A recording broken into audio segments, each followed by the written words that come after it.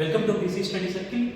పోటీ పరీక్షల ప్రిపరేషన్లో భాగంగా మనల్ని మనం ఏ విధంగా తీర్చుకోవాలి, మన ప్రిపరేషన్ విధానాలను ఏ విధంగా మార్చుకోవాలి, మన స్ట్రాటజీస్ని ఏ విధంగా రూపొందించుకోవాలి, విజయాలను ఏ విధంగా సాధించాలి అనేటటువంటి అంశాల గురించి మనం చూస్తున్నాం.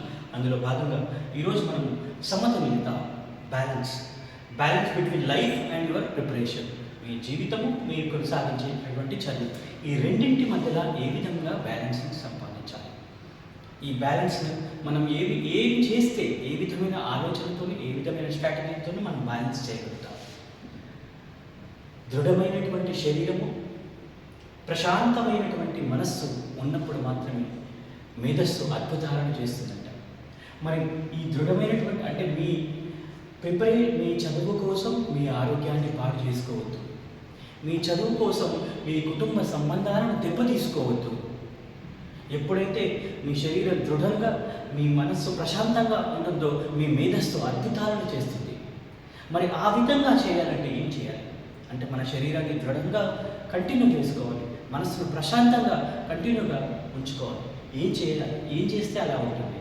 మనం చేయాల్సింది ఏంటంటే ఈ రెండింటిని బ్యాలెన్స్ చేయడం కోసం ప్రిపరేషన్ను, లైఫ్ని మిక్స్ చేస్తూ మన టైం టేబుల్ని రూపొందించుకోవాలి.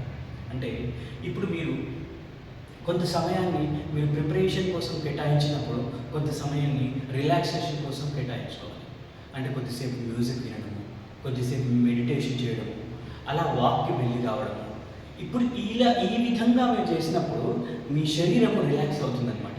అప్పుడు మీ శరీరం ఇబ్బంది పడకుండా ఉంటుందన్నమాట. అలాగే కుటుంబ సంబంధాల గురించి వచ్చినప్పుడు సోషలైజేషన్ ఈజ్ వెరీ ఇంపార్టెంట్. అంటే నలుగురితో కలిసి మనం ఏ విధంగా ప్రయాణం చేయాలి, నలుగురిలో ఉన్నప్పుడు మన ప్రవర్తన ఏ విధంగా ఉండాలి, మన మాట తీరు ఏ విధంగా ఉండాలి, మన నడవడిక ఏ విధంగా ఉండాలి, నలుగురిలో మనం తక్కువ మాట్లాడాలి, ఎక్కువ వినాలి, ఎటికేట్ ఎలా ఉండాలి, ఇవన్నీ కూడా మనకు సోషలైజింగ్ ద్వారా అలవాటు పడతాయి అన్నమాట.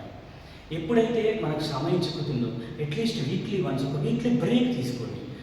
పండుగలు వచ్చినప్పుడు కానీ, ఏదైనా పెళ్ళిళ్ళు, ఫంక్షన్స్ వచ్చినప్పుడు కానీ నలుగురితో కలవడం, వీటి వల్ల మనకు నలుగురిలో ఏ విధంగా మెదలాలి అనేటటువంటి ఆ విచక్షణ జ్ఞానం మనకు తెలియకుండానే అబ్బుతుందన్నమాట. సో మనం ఒంటరిగా ఎప్పుడు కరెక్టే అనుకుంటాం, కానీ నలుగురిలోకి వెళ్ళినప్పుడు తెలుస్తుంది అనమాట ప్రపంచం యొక్క అసలైనటువంటి స్వరూపం.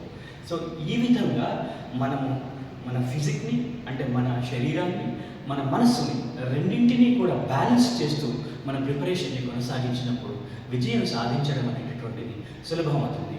సో ఈ రెండింటిని బ్యాలెన్స్ చేయండి, అద్భుతాలను సాధించండి. Wish you all the very best.